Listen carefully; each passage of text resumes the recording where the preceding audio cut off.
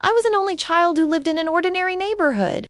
My parents were ordinary people who worked ordinary jobs. I had no siblings and no close friends.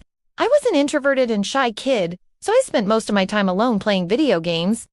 I dreamed of one day becoming a great scientist, but at the same time, I was deeply passionate about video games.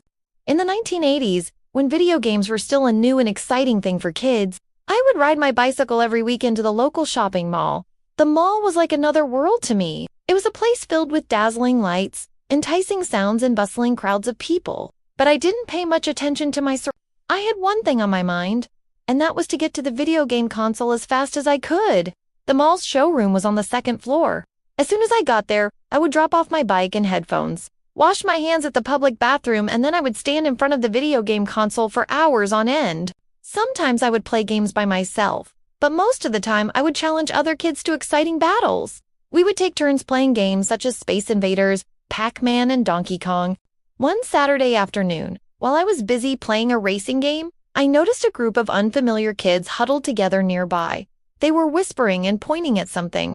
At first, I didn't pay much attention to them, but then I started to feel uneasy.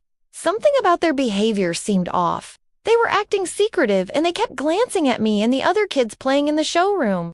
To be honest, I had never been one to meddle in other people's business, but for some reason I couldn't shake this feeling that something was wrong. So I decided to follow them. After I finished my game, I walked out of the showroom and followed the group. They were heading towards the back of the mall, where there were storage rooms and utility areas. As I continued to follow them, I heard one of the kids say, "This is it. We finally made it." They had reached their destination. It was a storage room that was off limits to outsiders. In fact, I had never seen this group of kids before in my life. Who were they? What were they doing sneaking around in the mall's storage room? And how did they know that I was there? To be continued.